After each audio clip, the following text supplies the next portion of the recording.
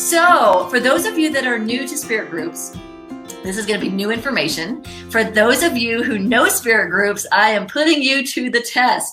Okay, so just the thing to know is that the core of our Spirit Groups culture, at the core of it all, we have something called the 5 spiritual disciplines. Linda Gillespie's here. She's ready for more. Okay, so I'm putting you to the test. What are the 5 spiritual disciplines? If you know them, put them in the chat. I'm going to see, for those of you who are experienced Spirit Groupies, let's see what you know. So I'm going to have them up here on my flip chart paper. So let's see how this goes. If you can't see it, I'm just going to walk through it, and hopefully this is recording so you can access this as well. But Sean's going to let me know how easy this is to see. Okay, here we go. The 5 spiritual disciplines. These are the cultural core of what we do. Okay, they all start with C. Oh, look at you guys. I'm so proud. Community, communion, connection. Look at you guys. Oh, 5 stars for all of you. You got this. Oh, look at you guys. Okay, so the first one, I'm going to talk about what they are and what they mean. Okay, so the first one we have is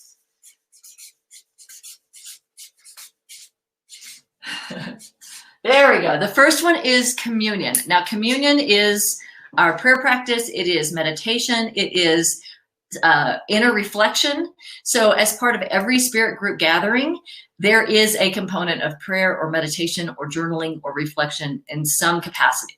That is the cornerstone of everything that we do, is prayer and meditation. So that's at the center of everything. And then we expand. Cheryl says you guys are too quick for me. So after communion, remember that's that groundingness, that's prayer and meditation. Then we're going to go to, let's see.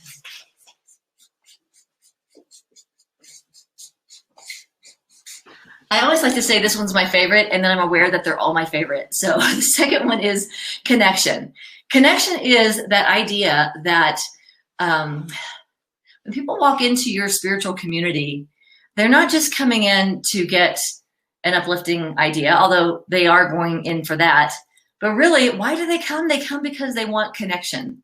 And I think Reverend Michael said this so well. He said, you know, in the past, people might have come just for our message, but now our message is mainstream. I mean, it's out there. So why are they coming to us? They're coming to us so they can have a community of people that they can grow with, that they can practice these principles with.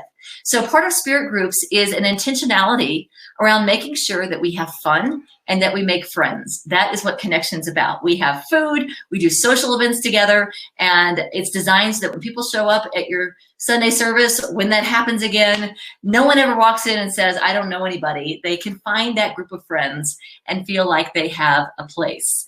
All right, so communion, prayer practice, you know, that's the centering, that's the breathing in, connection, breathing in, being fed by the people around us in friendship and fun and fellowship.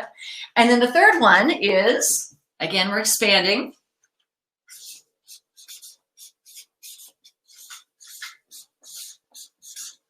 So the third spiritual discipline is compassion.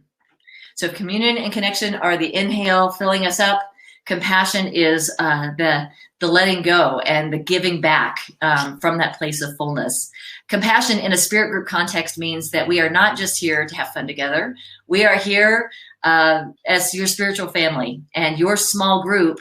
As you've heard Stacy talk about, you know, when someone is sick, someone has a stroke, and who's there for you? Who does the family know to call? It's your Spirit Group, because that is the group of people, the small group of people that is, you know, standing at your side, holding your hand and helping you through the challenges of our times. People are really struggling right now, and it's great when we're at a place where we can have fun together and play, and we still do that. But this is a time when compassion is being called forth of us. And by having a small group of people who are looking out for our needs, that's part of the strength and the beauty of Spirit Groups. All right, so the fourth one is, you've got this, is community. And what community is about is thinking beyond our small group, thinking beyond the church walls, and looking at how do these teachings get reflected beyond the walls of our church? How do we take what we're learning and have it not just be for us, but to have it be for all? So that is number 4. So communion, connection, compassion, community. And the last one is, you've got this, I know you do.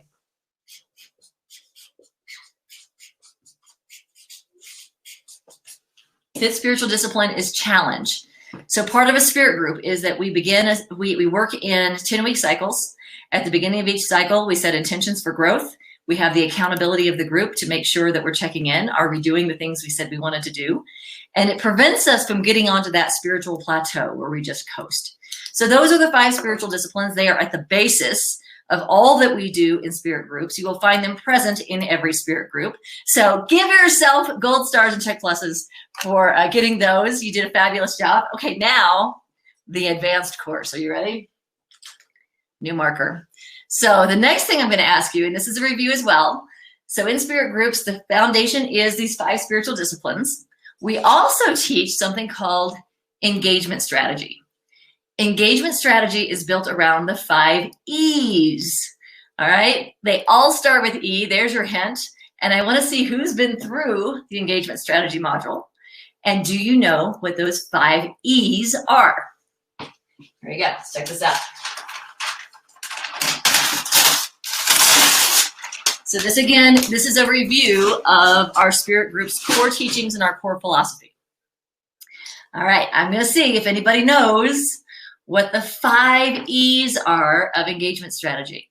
Now, when you go through the spirit groups training, we actually don't get to this until the spring. So it starts in the fall. We don't get to this until the spring because the first thing we want you to do is get your groups up and going. Once they're up and going, here's the challenge is a lot of times people will get their groups up and going and they'll think, oh, groups are up and going, we're done.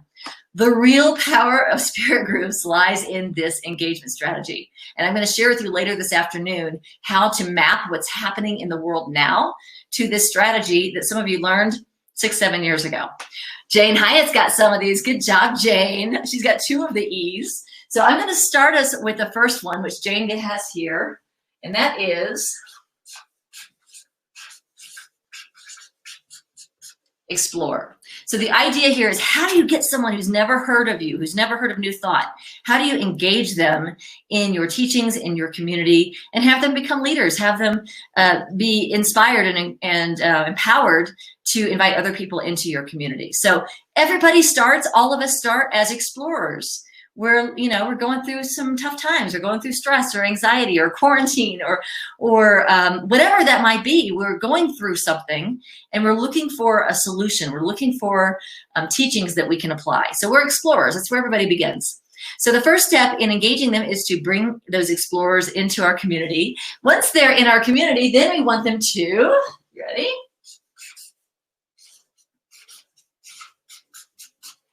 Then we want them to engage. So Jane had this one as well. So once they're in our doors, how do we make sure they don't just go right out the back door, we never see them again?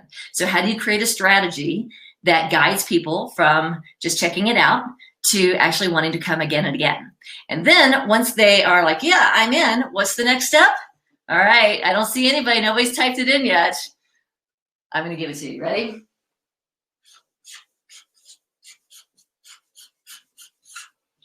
Once they're coming back, the next step is to focus on expanding their awareness through the teachings. So this is where we take them into a spirit group series. This is where we support them through our sermons and our membership classes and things like that. So we want to expand their knowledge base, and that will lead them into the next step, which is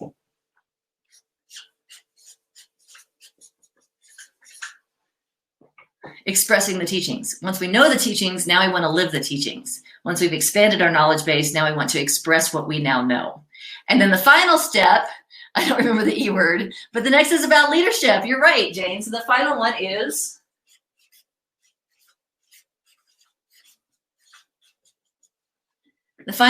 encourage. And this is where that explorer who is now engaged, who has now expanded their horizons, who is now expressing the teachings, is now one who encourages others to follow in their footsteps. And that's what makes it a scalable model, is that you're cultivating leadership, and those leaders then cultivate more leaders. And that's where our dandelion comes from, is this idea of one seed being planted and nurtured and grown, then creates opportunities to expand and to create to draw more people into our community. All right, so that is the engagement strategy. I'm going to come back later this afternoon, and I'm going to share with you specifically how I would map what's happening in the world now to this as a strategy for growing a mission-centric ministry. But before I do that, I want to share with you the rock stars of our whole engagement strategy. In fact, most of the ministries that are involved in Spirit Groups, they started with the launch training. But Jane Hyatt, Reverend Jane Hyatt at Unity Community of Central Oregon, she actually, this was her first exposure to Spirit Groups, was with engagement strategy. She brought this into her community, and then she added in the Spirit Groups. And they've been doing this for quite a while and have had some wonderful success. So